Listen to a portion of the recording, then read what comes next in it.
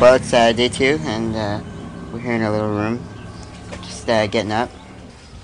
And that was pretty interesting.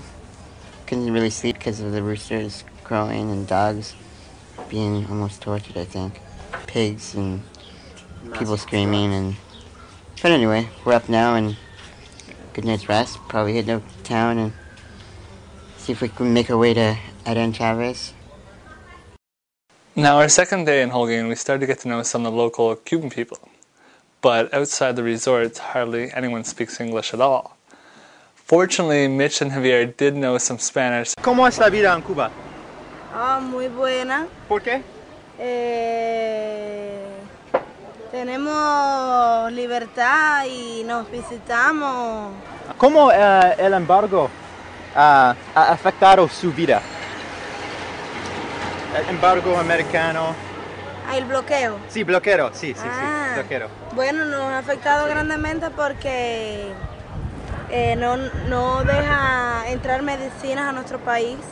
Nos hacen tanta falta a nosotros porque hay personas aquí que las necesitan. Hay que comprarlas por terceros países y es más costoso. No deja que los familiares entren aquí a Cuba, los familiares de allá de Estados Unidos.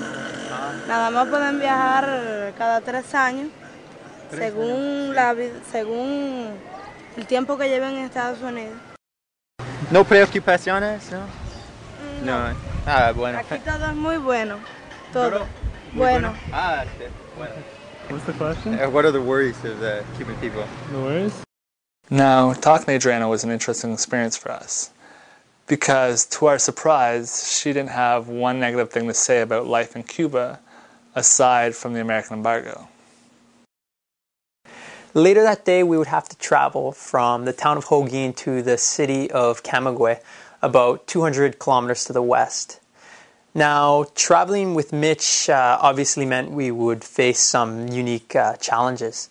But with his usual drive and his determination, he wasn't really going to let anything stop him from doing what he had set out to do.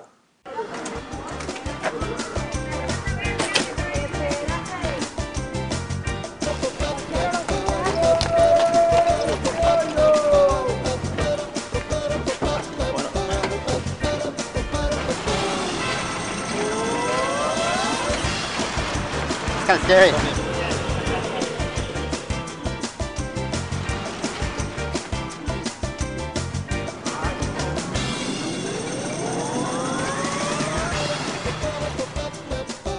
We asked the people whose house we were staying at what would be the way the Cuban people would travel to Camagüey.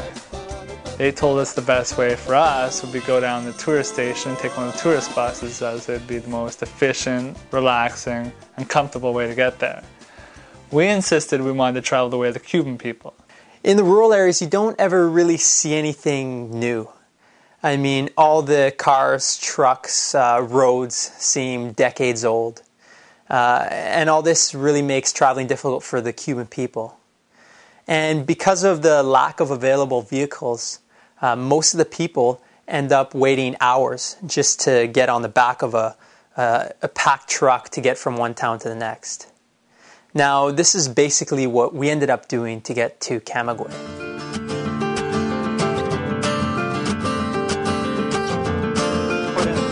So it doesn't. Okay.